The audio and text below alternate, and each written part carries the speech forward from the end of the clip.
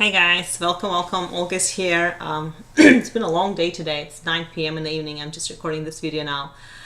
But I wanted to jump in and do this one with you today because it's such an amazing topic and an idea came up and I wanted to do this video. So I want to tap you into snowballing yourself into love. And I think it's a really gorgeous way to feel and to experience life. And I got this idea from Kyle Cease. I was listening to his 100 Days of Meditation. And he was talking about this. And there's this gorgeous concept that has to do with falling in love with your challenges, or falling in love with your problems, or falling in love with your issues, right? And this is something that I've been experimenting with for a while because there's a person in my life who gets me triggered a lot, which is always good opportunity for growth, right? And as I'm experiencing this and as I'm going through this journey, I really feel that something's coming up. And here's something interesting when you get on a journey of, going within and making some big changes. It's like a lot of people think that you won't have problems, like when you tapped for a while, which is kind of like where I am. I'm one of the happiest people I know. There is, I've done so much work and I really enjoy this. But problems still come up, and what happens is they just kind of come up and then they go, so they don't stick around for too long. So it's this really gorgeous journey of peeling an onion or kind of growing and evolving, and this is something that my soul really craves, right? This ability to learn and grow. And so what happened is, and what I wanted to invite you to do, guys, today with me is every time a problem comes or a challenge shows up, can you just fall in love with this, instead of trying to resolve it or figure it out, which is exactly what I do. Like, as an ambitious, kind of like goal-oriented woman, I try to figure things out. And so what I started to experience recently is that the more I try to figure it out, the more struggle I create, right? And I think it's good to be a problem solver, and I think it's good to be proactive.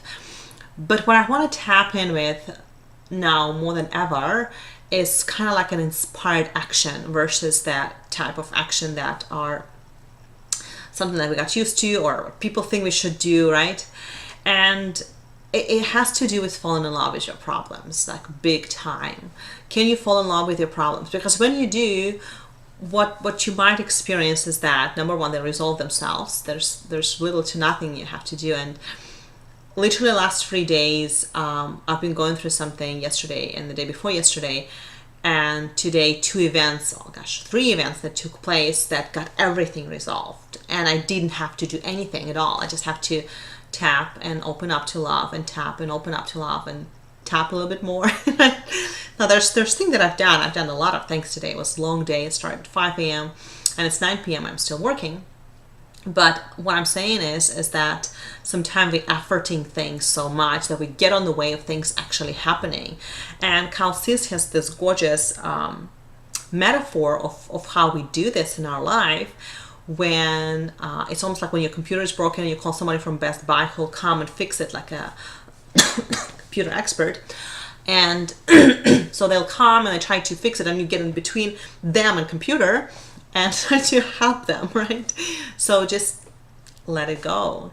So that's another gorgeous thing that I wanted to tap you on today, and it's the concept of surrendering, right? So how do you surrender and trust, and you do your part, right? It doesn't mean that you completely give in into the flow to where you don't believe that you have part in it or you have to take actions. That's not what it is. It really has more to do with trusting your actions, right? Or releasing the doubts behind, this journey.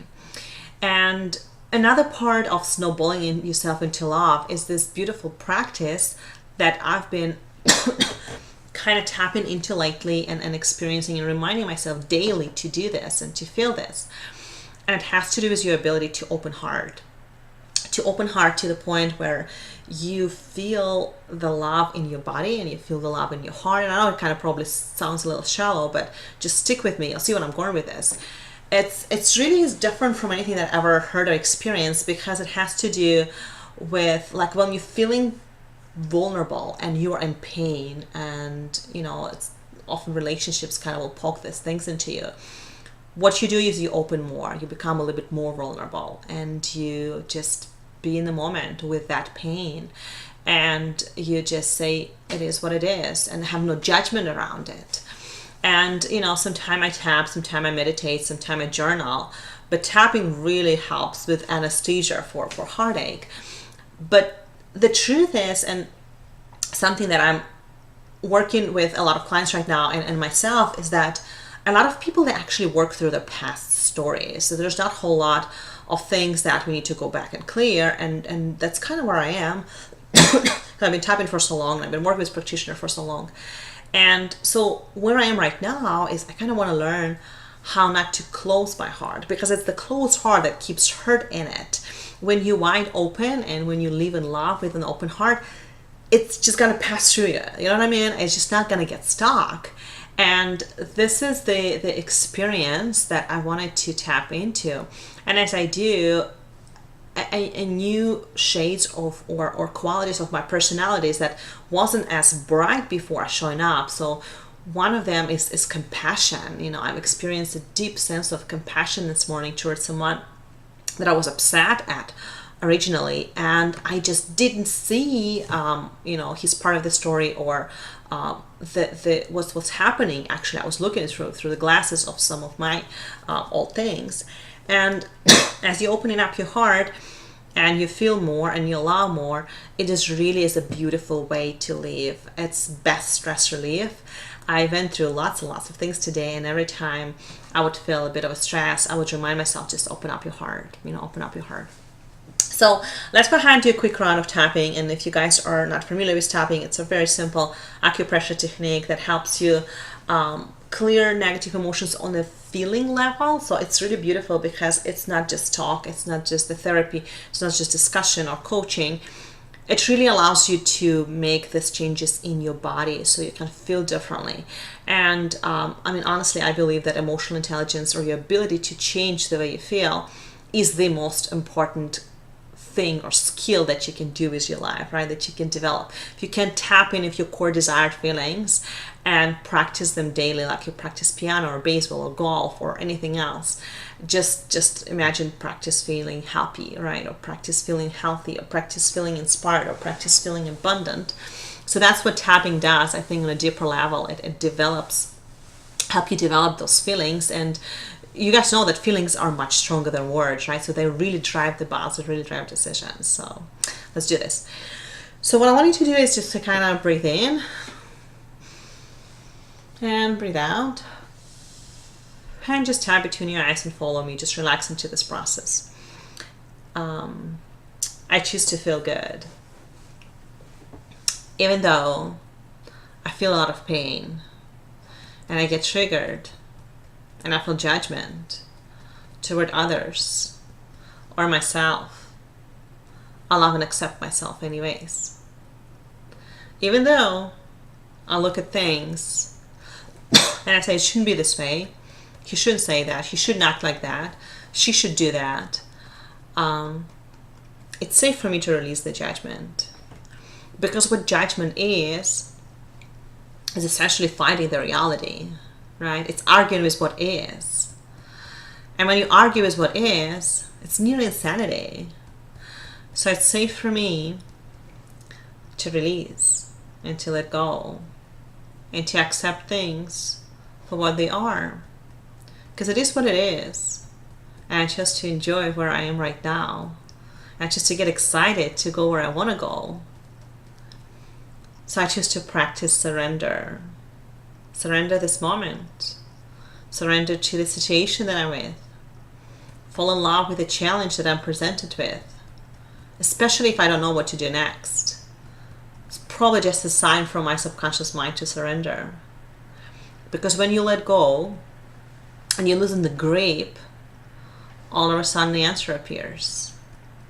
Because you don't have such an attachment to the outcome, but you actually start seeing something from an angle you haven't seen before. It's just like what Albert Einstein said. He said you cannot solve a problem on the same level of consciousness that it was created. You cannot solve a problem on the same level of consciousness as it was created. So what we're doing right now, getting you to a different level, so you can feel differently, so you can experience the world differently, so you can have a different perspective and just let it go. It's safe to do this. Just to fall in love with my problems, just to fall in love with myself, just to fall in love with the world, everything and anything that's happening around me. Just to believe it happens for my best and highest good. Just to release the struggle, this pattern of struggle. It's safe to clear it from every cell of my body. I choose to snowball myself into love by looking around saying, I love this room, I love this printer, I love this mic, I love this person, I love these earrings, I love this weather, I love this blanket. Just to fall in love, just to repeat it often and affirm it and enjoy it. And so it is.